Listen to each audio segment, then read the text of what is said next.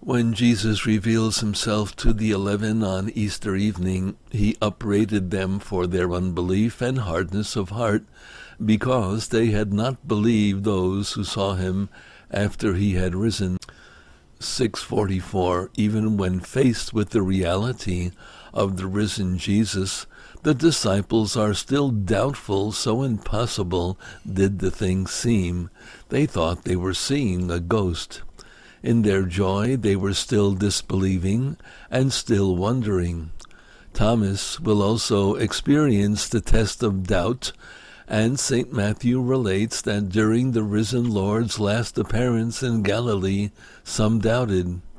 Therefore, the hypothesis that the resurrection was produced by the apostles' faith or credulity will not hold up. On the contrary, their faith in the resurrection was born under the action of divine grace from their direct experience of the reality of the risen Jesus. The condition of Christ's risen humanity, 6:45. By means of touch and the sharing of a meal, the risen Jesus establishes direct contact with his disciples. He invites them in this way to recognize that he is not a ghost, and above all to verify that the risen body in which he appears to them is the same body that had been tortured and crucified, for it still bears the traces of his passion.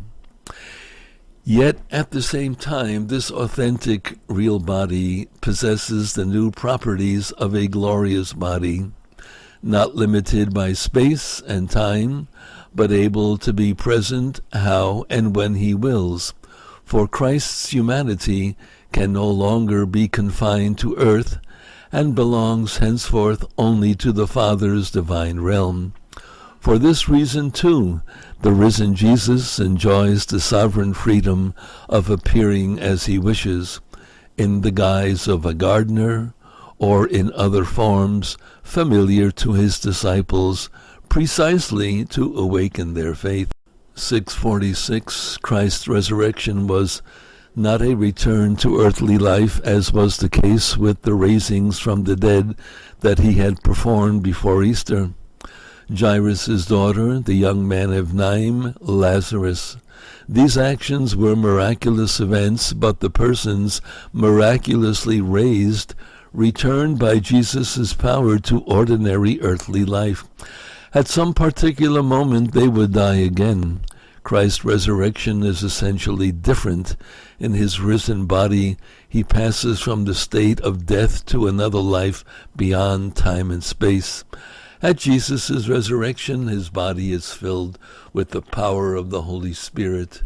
He shares the divine life in his glorious state, so that St. Paul can say that Christ is the man of heaven.